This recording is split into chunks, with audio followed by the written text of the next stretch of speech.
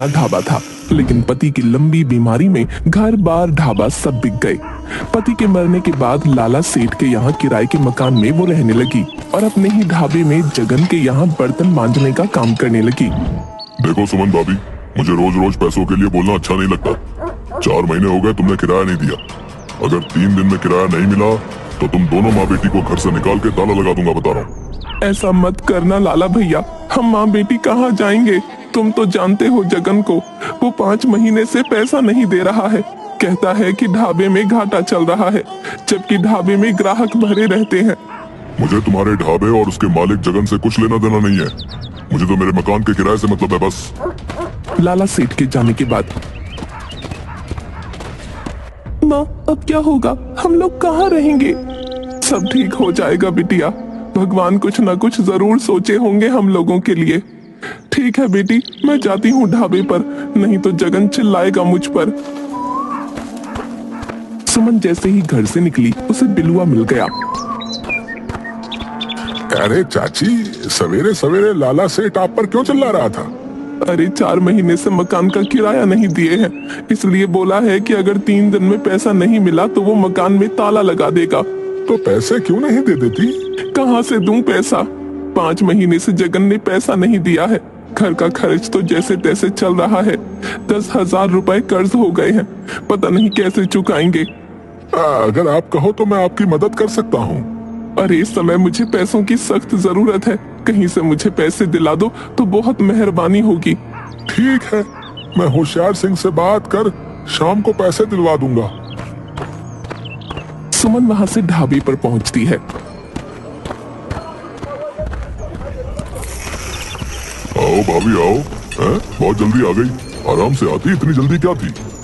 अरे जगन भैया, देखो ना, सुबह सुबह लाला सेठ मकान मालिक आकर बोलने लगा कि 3 दिन में अगर 4 महीने का बकाया नहीं दिया तो वो ताला लगा देंगे। अरे तो आप मेरे ढाबे में ताला लगाने में क्यों जुटी हो? आधे ग्राहक तो लौट गए। ताला मैं क्यों लगवाऊंगी? अलबत्ता तुमने मेरा 5 महीने का वेतन नहीं दिया है, जिस कारण मेरे घर पर ताला लगने की नौबत आ गई है। मुझे मेरे पैसे दे दो, मुझे नहीं करना तुम्हारे पास कोई काम वाम। अरे भाभी, तू तो बुरा मान गई, ले लेना पैसे, मैं कौन सा भागा जा रहा हूँ। अरे आप तो अपने घर के आदमी हो। चलो थोड़े से बर्तन है उसे मांज दो। मुझे नहीं काम करना तुम्हारे यहाँ, मुझे मेरा पैसा दो।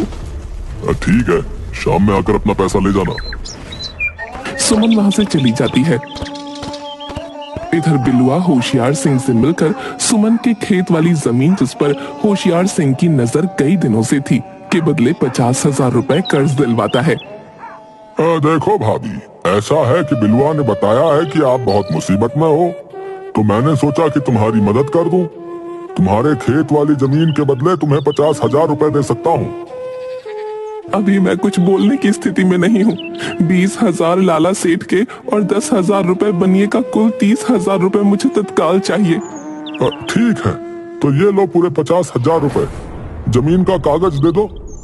ये जमीन हमारे पूर्वजों की अंतिम संपत्ति थी।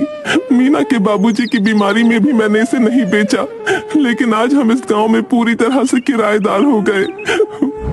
सुमन भारी मन से पैसा लेकर वहां से घर चली आती है। ये लो लाला सेठ, अपना किराए का पैसा, 4 महीने का बकाया और 2 महीने का एडवांस, कुल 30,000 रुपए। इसकी क्या जरूरत थी? मैंने तो ऐसे ही कहा था कि ताला लगा दूंगा। वैसी बात नहीं है लाला, मुझे खुद खराब लगता था। तभी मीना आकर बोलती है, माँ पंडित जी आए हैं। सुमन पंडित जी के पास पहुंचकर, प्रणाम पंडित जी। कहिए कैसे आना हुआ? मीना, जा कुछ पंडित जी के लिए खाने को ले आ। अरे नहीं नहीं, वो मैंने सुना कि तुमने अपनी जमीन होशियार सिंह को बेच दी है और वो उस पर शराब का कारखाना खोलने वाला है। हाँ पंडित जी, आपने बिल्कुल सही सुना है। क्या करती, बहुत सारे कर्ज हो गए थे। लाला सेठ का भी मकान का किराया 4 महीने से बकाया था। ऊपर से जगन के यहाँ मैंने काम भी छोड़ दिया। मेरे पास और कोई चारा नहीं बचा था। लेकिन होशियार सिंह ने मुझे ये नहीं बताया कि वहाँ पर शराब की फैक्ट्री खोलने जा रहा है। बात तो तुमने सही कही है सुमन, परंतु तुम अब करोगी क्या? कुछ सोचा है? लीजिए पंडित चाचा, आलू के पराठे खाइए। वो क्या है ना, घर में सिर्फ आलू ही थे। अरे बेटी, इसकी क्या जरूरत थी? मैं तो बस यूं ही हालचाल पूछने आ गया था। हम गरीबों से जो बन पड़ा वही खिलाएंगे पंडित जी। अरे वाह, इतना स्वादिष्ट आलू पराठा मैंने जीवन में अभी तक नहीं खाया। मीना, क्या तूने अपने हाथों से पराठे बनाए हैं? हाँ, क्यों? सुमन, मीना के हाथों में इतना अच्छा हुनर है। मैं तो कहता हूँ कि आलू पराठे की दुकान खोल लो। इतना अच्छा हुनर रखते हुए दूसरों के ढाबे पर काम करना कहाँ की अक्लमंदी है। ठीक है पंडित जी, कुछ पैसे बचे हैं, हम आलू पराठे की ही दुकान खोलेंगे। अब ठीक है बेटी, अब मैं चलता हूँ। कल पूर्णिमा है, अच्छा दिन है। मैं तो कहता हूँ कि भगवान का नाम लेकर कल से ही दुकान शुरू कर दो। सुमन जगन के ढाबे पर जाकर हिसाब कर अपना 5 महीने का बकाया पैसा भी ले आती है। उधर बिलवा बिरजू चोर से बातें कर रहा होता है। देख बिरजू, तुम्हें एक बात बता रहा हूँ। मैंने सुमन भाभी की जमीन बिकवाई है। अभी उसके पास जमीन के बहुत से पैसे पड़े हुए हैं। तुम चाहो तो हाथ साफ कर सकते हो, लेकिन चोरी का 2% मेरा होगा। हाँ, अरे ठीक है बिलवा, अगर तुम्हारी बात सही निकली तो मैं 2 नहीं पूरे 50% दूंगा तुम्हें। पंडित ज्ञानचंद के जाने के बाद दोनों माँ बेटी खा पीकर दुकान के सामानों की लिस्ट बनाने लगती हैं। लिस्ट बनाते बनाते काफी रात हो जाती है और वो दोनों गहरी नींद में सो जाती हैं।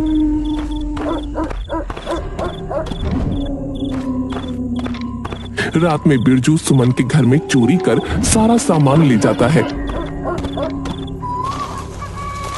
सुबह सुबह मीना सुमन को उठाती है। माँ, सुबह हो गई, चल उठ, बाजार जाकर आलू पराठे बनाने के लिए सामान भी लाना है। ठीक है बेटा, ठीक है, चाय पीकर चलते हैं बाजार, तू अंदर से झोला ले आ।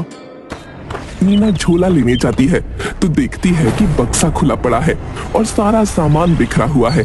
वो वहीं से चिल्लाती है, माँ, हम बर्बाद हो गए, हमारे यहाँ चोरी हो गई, चोर सारा सामान ले गया, अब क्या होगा?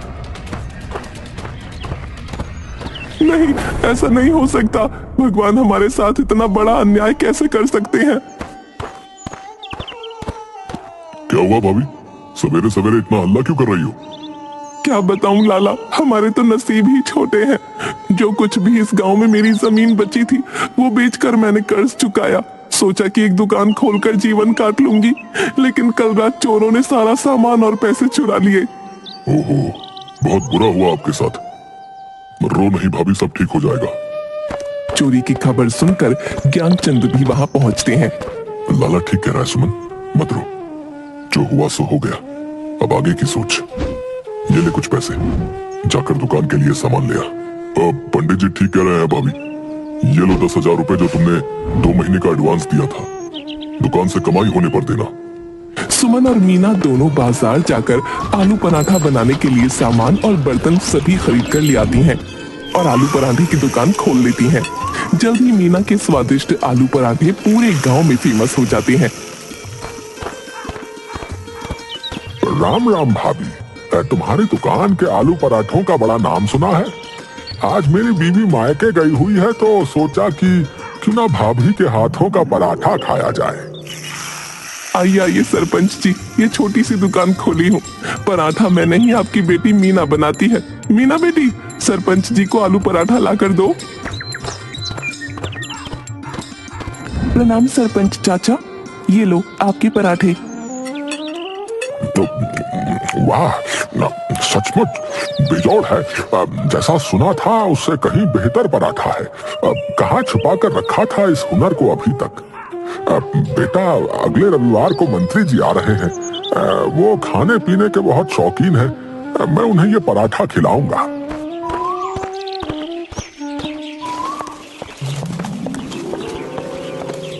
देखा सुमन, मैंने कहा था ना कि मीना के हुनर को बाहर लाने की जरूरत है।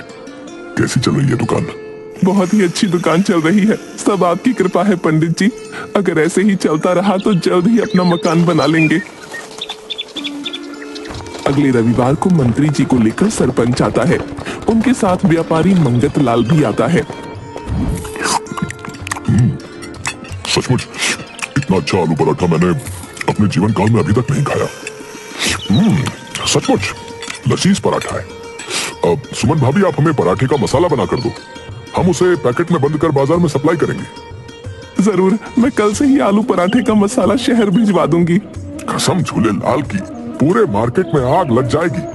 ये लो, पूरे 2 लाख रुपए एडवांस। जल्द ही मीना के हाथों के बने आलू पराठा मसाले का पैकेट पूरे शहर में छा जाता है। इधर आलू पराठा दुकान के कारण जगन का ढाबा बंद हो जाता है। अरे यार बिल्लू, जब से आलू पराठे की दुकान खुली है मेरी दुकान ही बंद हो गई है। मुझे किसी तरह पराठे की दुकान बंद करवानी है। मेरा नाम है बिलवा, साला पैसे के लिए कुछ भी करेगा। ठीक है, ये ले 50,000 रुपए एडवांस, लेकिन कल ये पराठा मुझे दुकान में नजर नहीं आना चाहिए। आज रात को दुकान का काम तमाम हो जाएगा। रात में बिलुआ पराठा दुकान में आग लगा देता है। सारी दुकान जलकर खाक हो जाती है। सुमन और मीना दोनों माँ बेटी खूब रोती हैं। सरपंच मंत्री जी को कहकर स्पेशल जांच बिठवाता है। जल्द ही पुलिस बिलुआ और जगन को पकड़कर जेल में बंद कर देती है। कोई बात नहीं भाभी, ये लो 5 लाख रुपए एडवांस। फिर से एक शानदार आलू पराठा दुकान यहाँ और शहर में एक साथ खोलनी है। सेठ जी, मैं आपका ये उपकार जिंदगी भर नहीं भूलूंगी। अरे भाभी, उपकार कैसा? 7 दिनों में ये पैसे मैं आलू पराठा बेचकर कमा लूंगा। व्यापारी हूँ, बिना मुनाफे का एक भी पैसा इन्वेस्ट नहीं करता। हाँ। जल्द ही पूरे देश में आलू पराठे का पैकिंग मसाला और पराठा फेमस हो जाता है। सुमन का नगर खजूरा गांव में सब